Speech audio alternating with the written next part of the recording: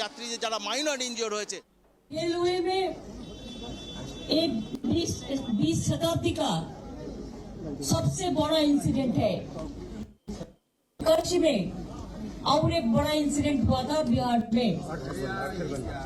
हमारा टाइम में भी माओइस्ट एक इंसिडेंट बनाया था, वो हम सीआईडी को दे दिया, आज तक कुछ फल नहीं मिला।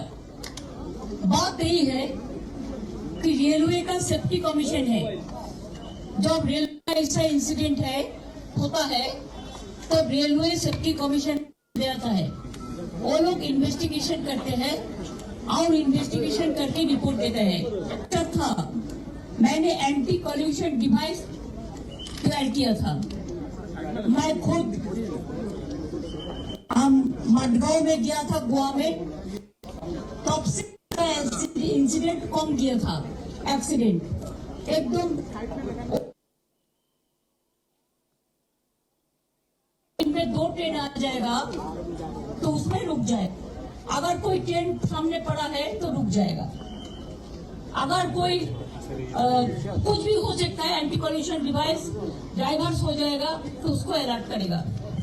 लेकिन मैं जब रेल मिनिस्टर इधर में है तो मैं यही कहने चाहूंगा, आप देख लीजिए इसमें एंटी कॉल्यूशन डिवाइस नहीं लगाया, जितना तक मेरे का जानकारी है। अगर एंटी कॉल्यूशन डिवाइस लगाता था तो वही इंसिडेंट नहीं होता। अगर जो हो गया है, कब चला गया है, उसको जिंदगी तो नहीं मिलेगा। लेकिन अभी हमारा काम है rescue operation, restoration of the normalcy. जो परिवार मर गया, हर परिवार और को नौकरी दिया था। रेलवे का एक सिस्टम है, कोई इंसिडेंट होने से वो लोग 15 लाख रुपया करके देता है, एक 10 ना 15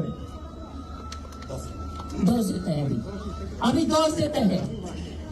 हॉट स्टेट का जो अभी मर गया, हॉट स्टेट तो उसको मदद करेगा, फिर हमारा स्टेट से ज्यादा है, हम भी वो परिवार को, हमारा स्टेट का जो है 5 लाख करके हम देंगे, और रेलवे के साथ, गवर्नमेंट का साथ, उड़ीसा गवर्नमेंट का साथ कोऑपरेशन करके रेलवे का साथ हम पूरा काम करेंगे जब तक काम खत्म नहीं होगा। हमने भी 70 एम्बुलेंस आज भेजा, कल भी 40 भेजा था। हमारा डॉक्टर इधर में पहुंच चुका है, काम कर रहा है, हमारा सिस्टर भी काम कर रहा है। हम 2 बस भेजा, उसमें जो थोड़ा सा इंज्योर्ड है वो बंगाल में वापस चला गया। और हम रेल को भी कहने चाहूंगी कि अगर 2 कैसे जाएगा, अभी तो इसमें रास्ता क्लियर नहीं होने से नहीं। ऑलरेडी मालेश्वर से और इधर सोरो से भुवनेश्वर की तरफ लगातार शटल चल रही है। जो भी पेशेंट या जो भी पेशेंट्स के पैसेंजर, দেখুন এসব কোশ্চেনের উত্তর আপনাদের আমি রেস্কিউর পরে বলবো, আজকে বলার টাইম নয়। এখন মানুষ রেস্কিউ করুন, তাদের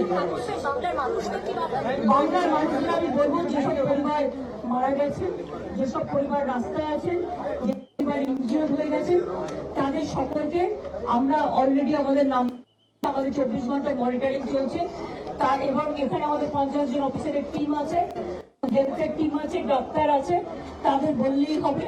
তাছাড়া পশ্চিম মেদিনীপুর টিম আছে, বালেশ্বর, জলেশ্বর, মেদিনীপুরের বর্ডারে।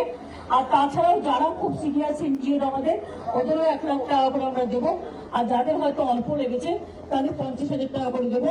আর যদি সিরিয়াস পেশেন্ট এখানে জায়গা না পায় বা অন্যান্য পেশেন্ট, আমি তাদের কলকাতায় নিয়ে গিয়ে ট্রিটমেন্ট করার ব্যবস্থা করবো, কারণ আমাদের we have so many facilities. সুতরাং ওরা যদি পাঠায় রেলে করে আমি খুশি হব। ট্রেনের টাইম যদি ক্লাস করে তাহলে আমরা যেতে পারবো না, ঠান্ডা স্টপে আছে। আমি কাল রাত্রি থেকে তো অজিত মাইতি, শ্রীকান্ত মাহাতো, আমি কাল রাত্রি দোয়াশে মানুষগুলো সবাইকে পাঠাচ্ছি। এটা এখনো আছে, আমি তো অজিত মাইতি, শ্রীকান্ত মাহাতো থেকে শুরু করে বিজেপি এমএলএ এমপিদের থেকে শুরু করে, আমি প্রশাসন থেকে শুরু করে, উড়িষ্যার প্রশাসন থেকে শুরু করে সবাইকেই দেখতে পাচ্ছি। দিদি একটা প্রশ্ন, প্রধানমন্ত্রীর সঙ্গে কথা বলবেন? ওনার সাথে আমার যদি সাক্ষাৎ হয় তখন কথা বলবো, কিন্তু মুখোমুখি। Spirit, the woman who won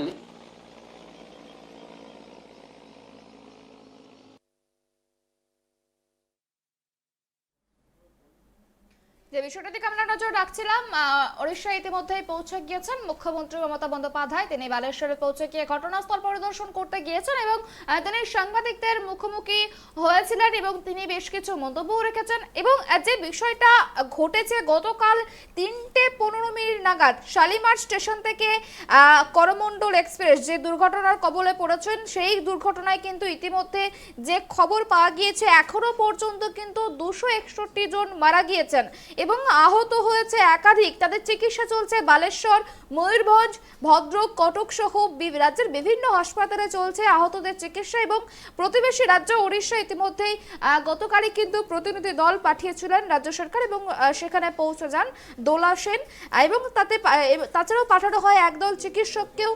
যেমনটা জানা যাচ্ছে যে সকালে বালেশ্বরে যান অশ্বিনী বৈষ্ণব এবং তিনি দুর্ঘটনাস্থল ঘুরে দেখার পাশাপাশি হাসপাতালগুলিতেও যান।